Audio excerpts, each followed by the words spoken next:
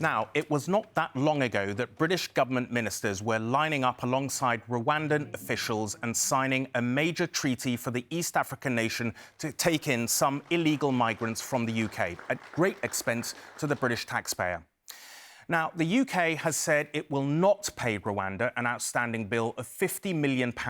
But that is only one part of the story of how relations between Rwanda and its key Western allies have seemingly unravelled in such quick time. Less than a year on, the UK is cutting aid, suspending defence training and financial aid to the East African country. The US has followed with its own sanctions of Rwanda, and the United Nations has joined in on the criticism. These major powers say it's in response to Rwanda's backing of a rebel group, the M23, which has captured large swathes of the eastern part of neighbouring Democratic Republic of Congo, just across the border from Rwanda, something Rwanda strongly denies. Since January alone, about 7,000 people are believed to have been killed in the conflict between the rebels and the Congolese army. So the question is, how has this come about so suddenly, and what's behind it, and what are the consequences, not just for Africa, but for all of us? I'm delighted to say that I'm joined now by Dino Mahtani, the former head of the UN Security Council's Arms Embargo Monitoring Team for Congo. Dino, welcome. Thanks for joining us. Thank you for having me. The Western powers say that Rwanda is behind this rebel group, the M23, that has taken large swathes of eastern Congo. Now, you were working for the UN Security Council on its arms embargo monitoring group. Did you see any evidence that that was actually happening, that Rwanda was backing the M23? So Rwanda has a long history of military intervention in eastern Congo, following its own genocide in 1994. The current government that then took power chased many of the perpetrators of that genocide into eastern Congo, at the same time as the country, or the regime of the country then known as Zaire, was in the process of collapsing, and backed rebels to take over that country.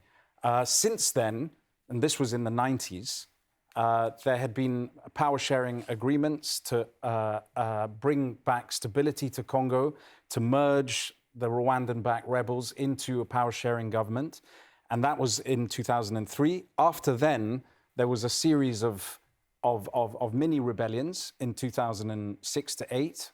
This was during the period that I was monitoring on the ground, and we found evidence of Rwandan backing for those rebels. Then another rebellion in 2012, which is the first M23 rebellion. This one is rather more serious because the other ones had been resolved through sort of political mediation, and stability was returned. Now this appears to be a much more territorial grab that is taking place, and we've gone back to a situation where the Rwandan-backed rebels are rather, it's looking like they are replicating what happened in the 1990s, so a full territorial grab. How dangerous is it for the whole of the east part of Africa, this crisis in eastern Congo? Well, during the 90s, the war in the Congo was dubbed Africa's World War, and it drew in a number of, as many as 9 neighboring countries into a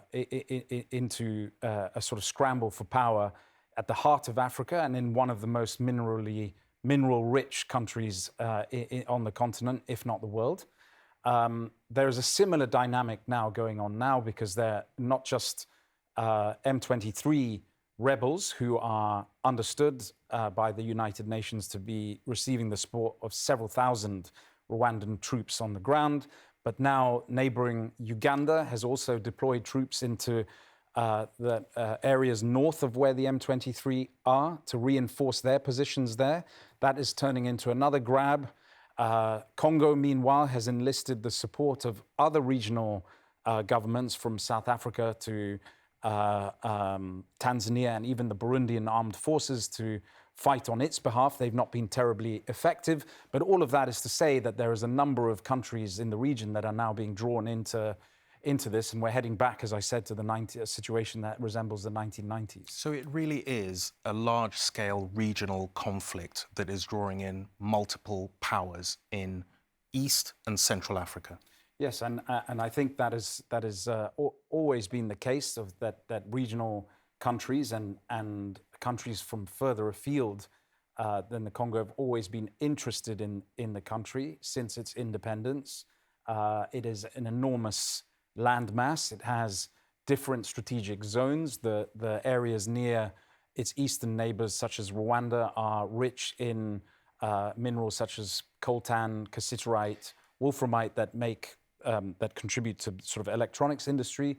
And then in the south, in the what's known as the Katangan region, copper and cobalt, and that is facing more towards the southern African axis. Yeah. So I want to really talk about what is at the heart of this conflict, because of course Rwanda has security priorities. Militia groups from eastern Congo are attacking it. But critical minerals really are at the heart of this, aren't they? Because the Eastern Democratic Republic of Congo, as you said, has some of the richest supplies of the most critical minerals in the world. That is also at the heart of this, isn't it? It's definitely fuel to the crisis. Some would say that the genesis of the crisis is a political crisis. It's a structural crisis that keeps repeating itself every few years. But definitely the element of critical minerals is the fuel for this. And there are now reports that many areas of Eastern Congo, the Kivu region, are now falling, which are mineral rich, are now falling under the influence of the M23 rebels. If not directly territorially controlled, then the traders who are operating there are under great pressure to deliver their supply chains into the hands of traders that are sending these minerals to Rwanda itself. Now, the UK has imposed its own kind of sanctions, aid cuts, suspending defence cooperation, the US also. How big a rupture is this, and what options does Rwanda have? Because it's always been the darling of Western powers for the last 30, 40 years. Yeah, it's a very uncomfortable moment for certain Western governments, particularly the UK and the US, who've traditionally had a very strong relationship with Rwanda's President Paul Kagame up until this point, and that goes back till to the time in the aftermath of the genocide, when Britain and the US, who were trying to edge out French interests in Africa, and the French government at the time had links to the genocidal regime that Paul Kagame deposed, they cemented their alliance with Paul Kagame as a way of expanding Anglo-Saxon, if you like, interests in Eastern Africa.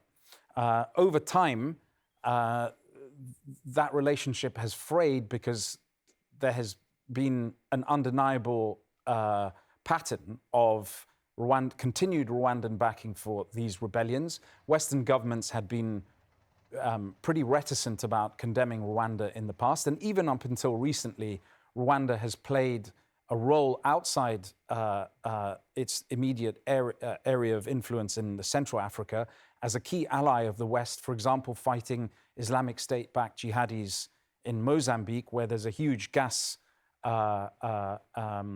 deposit that it needs to be protected and come on stream that will benefit Europe, especially after it has lost gas supplies from Russia.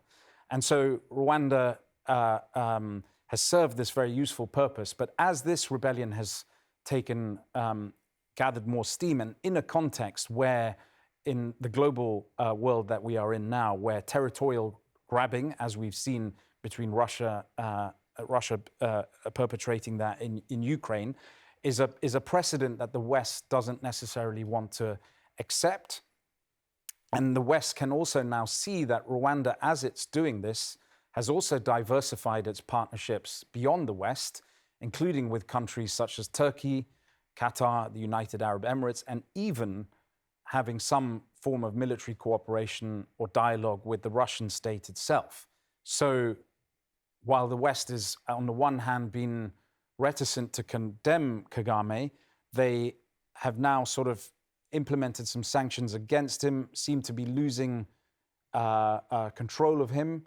And he has indeed said that those who sanction the Rwandan state or Rwanda, that he would spit in their faces, so to speak, in a famous interview he did just recently. Yeah. OK, Dino, thank you very much for joining us. Thank you.